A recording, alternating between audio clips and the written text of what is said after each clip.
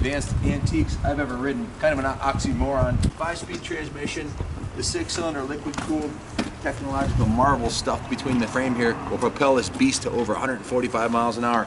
It's heavy, it feels planted, stable, virtually no vibration. It's just been completely gone through by the pros here at the New England Motorcycle Museum. Mark Olson, who's a 20-year veteran of working on vintage Kawasaki's, went through the bike. I have photos of the carburetor rebuild, which is no small task, and we have some photos of the tank.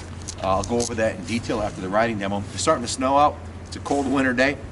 So let me bring this baby in and I'll go over everything with you. But I just took it for a nice spin, and boy, this is one fantastic motorcycle.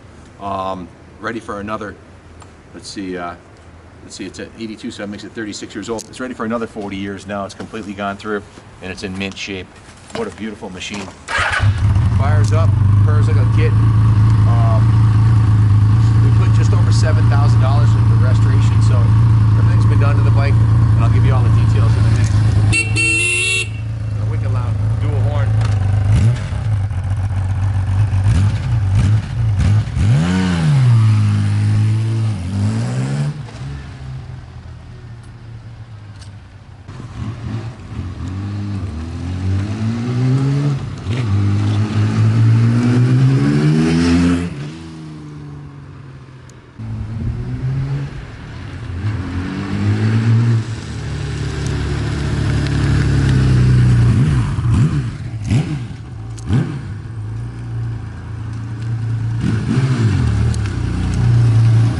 Exhaust note on this thing.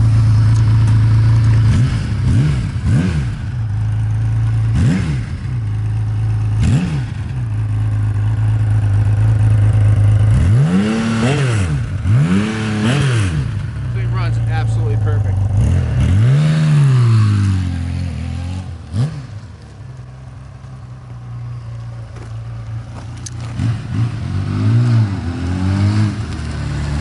Bike Weekend Daytona starts Friday. I'm ready to fill this tank up and ride this baby down there. This would be the ultimate long distance tour or sport touring bike. This thing's a monster.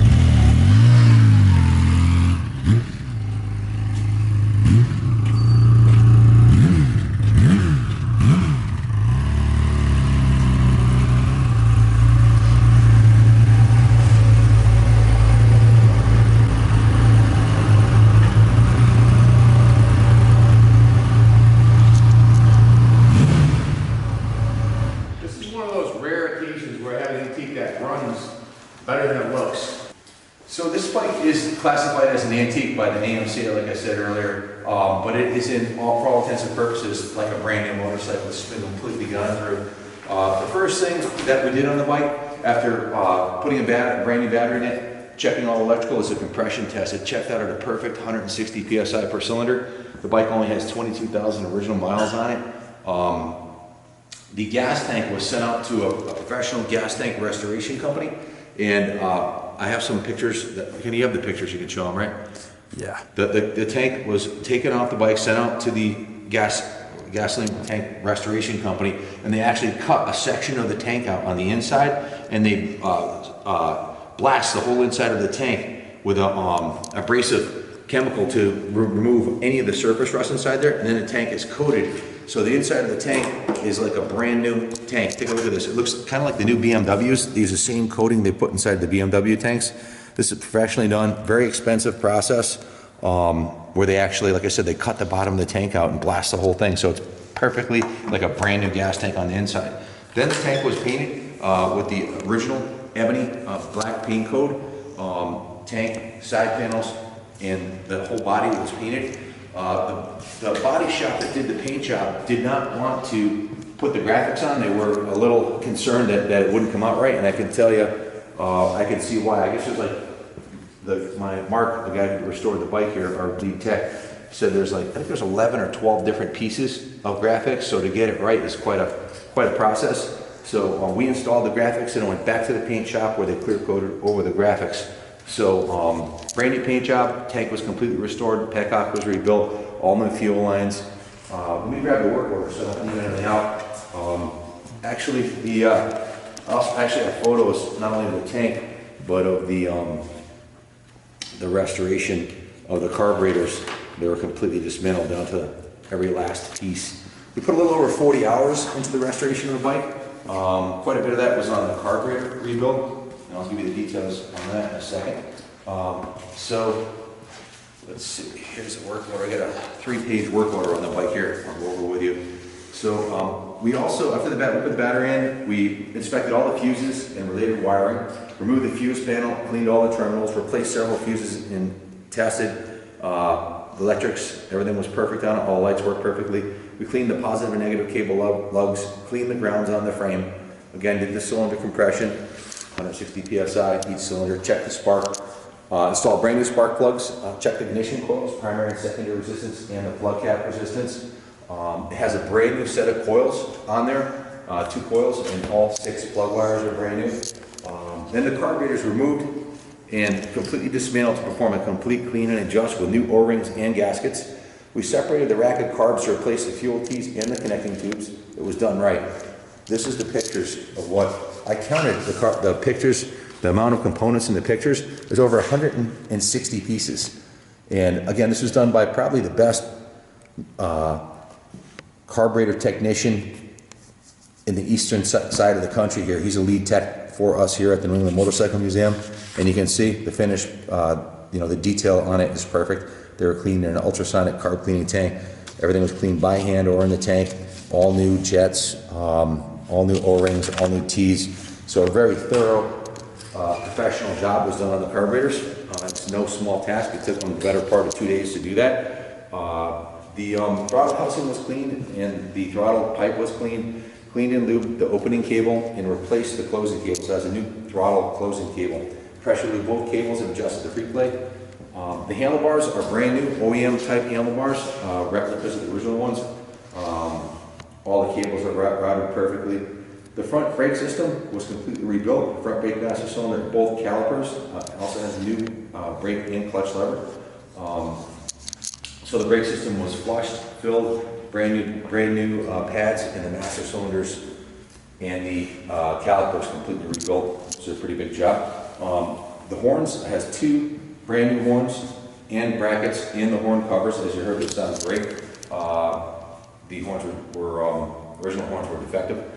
So also the clutch release arm at the left end of the cover was replaced, and a brand new clutch cable was installed. We changed the engine oil and filter, and again, like I mentioned, we did the decal kit in-house here. And then just going down the list here of what he did in order. We changed the final drive high point gear oil. He also disassembled, cleaned, inspected, and rebuilt the fuel petcock with OEM parts and OEM O-rings, and then cleaned and tested the fuel sender and installed a new O-ring. So not only was the tank and carburetor rebuilt, but everything in the entire fuel system, including the air cleaner, air box, everything's been gone through and is in brand new condition. The tires, front and rear, are brand new Dunlops. Again, we'll see them coming up the driveway here, but you can see they still have the nubs on them. Brand new top of the line Dunlop tires, front and rear. Where am I? Charging system output was checked. Confirmed operation of all electrical functions to be perfect. The rear master cylinder was also disassembled and cleaned. The rear brake master cylinder, we replaced the brake line, flushed and bled the brake fluid. The rear brake felt a little spongy to me, and Mark said that it may need a new master cylinder piston and seals, which he wasn't able to get in time, so we're selling it as is. The rear brake does work, but it's a little spongy. So if you have constant pressure on the rear pedal, that's something you might want to put a new master cylinder on it. So it's part number 43020-1024. The left muffler gasket was leaking a little bit, so we put a new OEM gasket on it. Installed new OEM front motor mount bolts, because this, when it came to us, it had a set of engine crash guards on it, and we didn't like the way we took it. It had, when we got the bike, it had Superbike bars on it, lower bars, and it had engine crash bars. And this is an antique, and I'm an AMCA judge. I go to the shows, and I'll be at the August 3rd class judging the rest of the class. And you want the bike to be as close to stock as possible, so the original factory bars were put back on it. The accessory aftermarket engine guards were taken off, and the bike is largely in original condition now, albeit it's been repainted, but it's the original paint code, done exactly like it was done from the factory. It has a grab bar. The original seat is in excellent condition. So that pretty much summarizes what we had done to it. Again, a total of 39.25 hours labor in-house here. That's at $90 an hour, it's $3,500 in labor plus $1,000 in parts.